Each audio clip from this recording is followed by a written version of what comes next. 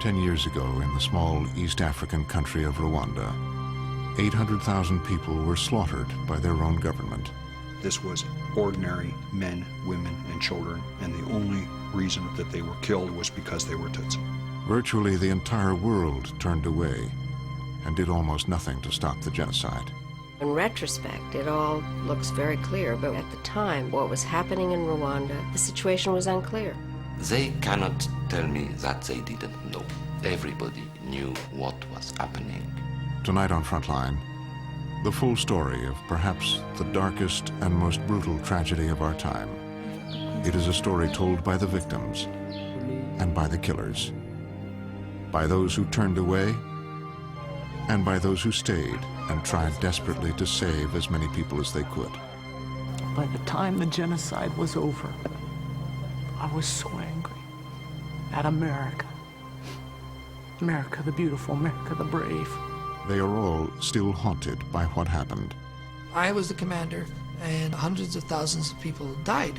I can't find any solace in statements like I did my best. Still haunted by the ghosts of Rwanda.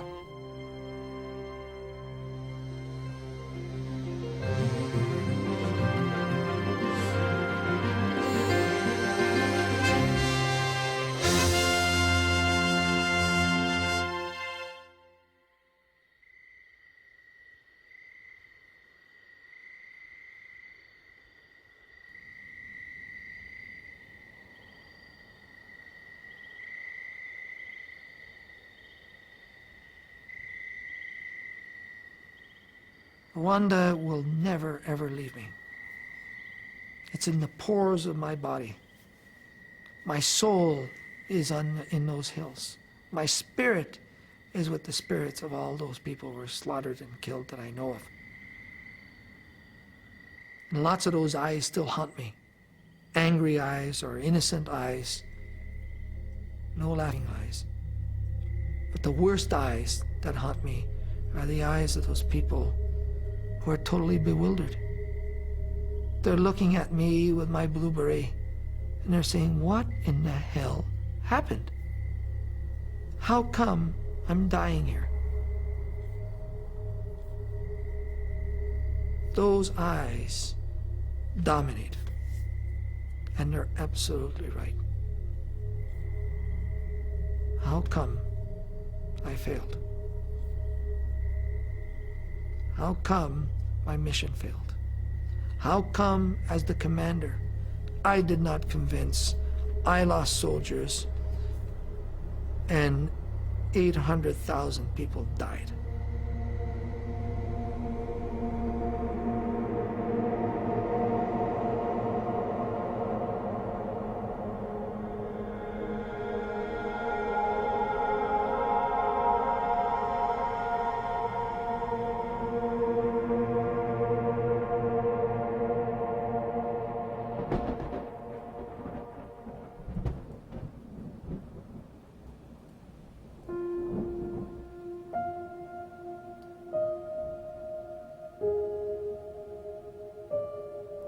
For General Romeo Dallaire, commander of the United Nations Assistance Mission for Rwanda, it was his first trip to Africa.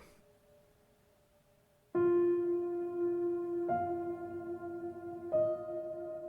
know, the first breath of air of Africa.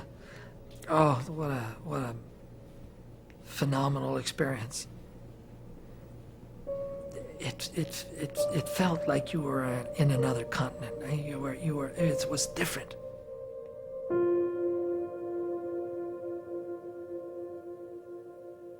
Felt a little nervousness, of course, you know, of the first shaking hands with those leaders and starting up the mission. For Dallaire, a Canadian general who had never seen action, this was the command of a lifetime, a UN peacekeeping mission in the heart of Africa. His job seemed simple. He would enforce a peace agreement between the Rwandan government in Kigali and a rebel army positioned behind a ceasefire line.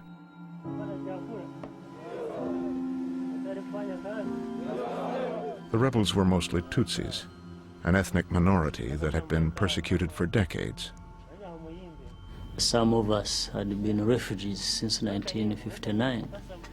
And over the years, in early 60s, in 70s, there had been killings of Tutsis in different parts of Rwanda.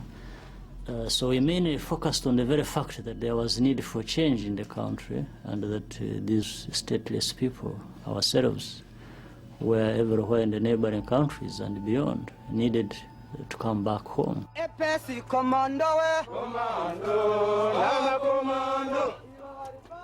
The rebel threat had heightened tensions between Tutsis and the ethnic majority, the Hutus. The Hutus had ruled since independence from Belgium in the early 60s.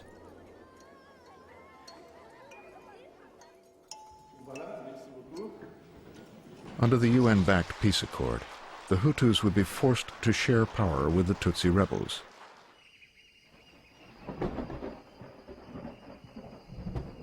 But the peace process was already faltering, even as General Dallaire set up his command center in a rundown Kigali hotel.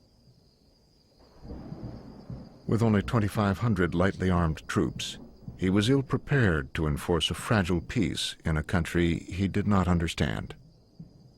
We had very, very little information, knowledge of the background to Rwanda, its history, its culture, what had taken place in the country since independence or even before independence, and especially even in the last couple of years. So we went in quite blind.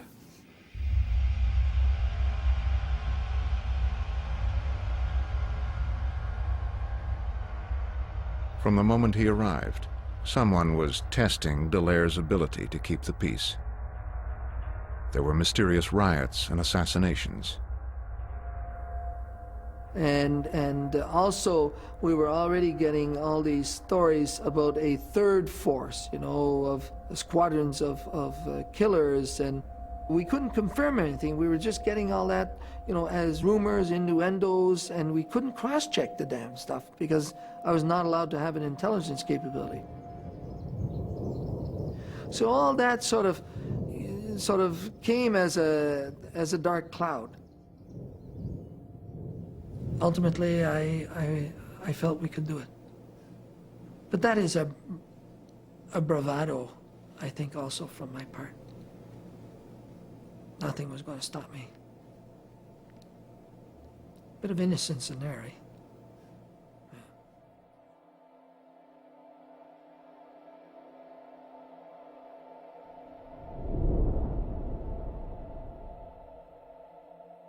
Then, from inside the Third Force, an informant emerged. The informant revealed that a secretive group of Hutu extremists was plotting to derail the peace agreement and exterminate their enemies. And he was within the higher structures of the MND party, which was the hardline party of the president. He said that he simply wasn't going to continue to work in that atmosphere, that they were undermining the whole process, and they were ultimately planning the evilest of deeds of attacking not only Tutsis, but all the moderate Hutu leaders also. The informant was a trainer for the Interahamwe, a paramilitary youth movement. He said they were planning to kill some of Dallaire's troops, Belgian soldiers, the backbone of the peacekeeping force. Jean-Pierre, the informant, said they felt that if the Belgians were killed, that Belgium and the UN would pack up and leave. So already the situation was changing, that somebody didn't want us there, and that they were going to target us to encourage us to go.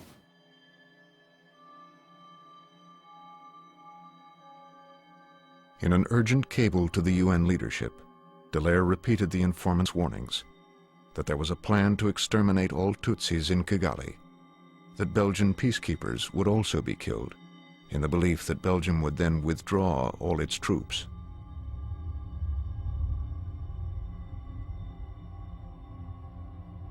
Dallaire told New York he was going to raid the militia's arms caches. He signed off in his native French. Where there's a will, there's a way. Let's go.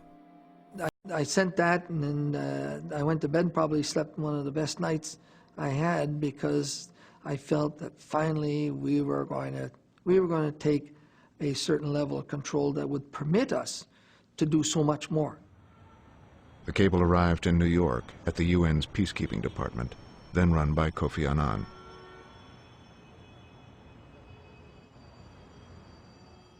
The fax came in, and General Dallaire had also been in touch on the phone with General Baril.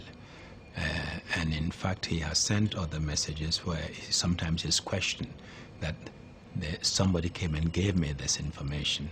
I don't know how sincere it is, whether I'm being manipulated or not, because intelligence can also be used to manipulate you. Annan was skeptical. In his response, he ordered Dallaire, first, not to take any action, and second, to share the informant's secrets with the Rwandan government, which he knew had strong ties to the Hutu extremists. Why did we go that route? Often shining light on these things and telling those planning it at the governmental level that the international community knows what is being planned. We are monitoring, we are going to deal with you harshly, and we know what you're up to. Sometimes it's a very good deterrent. Annan told Dallaire he was not to raid the arms caches, and he must avoid any action that might cause UN troops to use force. The big hammer at the end of the message that came to me within hours of my sending my information message was stop, cease, and by the by, you're totally outside of your mandate. At that time, the whole philosophy was, we don't want another Mogadishu, and so keep it tight.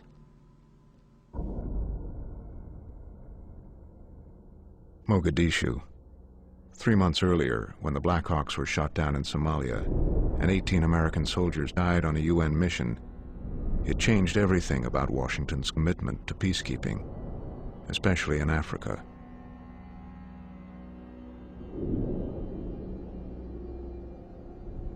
The Clinton administration was brought to its knees by the problem in Somalia. A Secretary of Defense was fired, a presidency was dramatically weakened. They were enormously criticized for this adventure in Somalia, and now you had another situation unfolding in Rwanda, and certainly no one was clamoring for a re-intervention into the heart of Africa.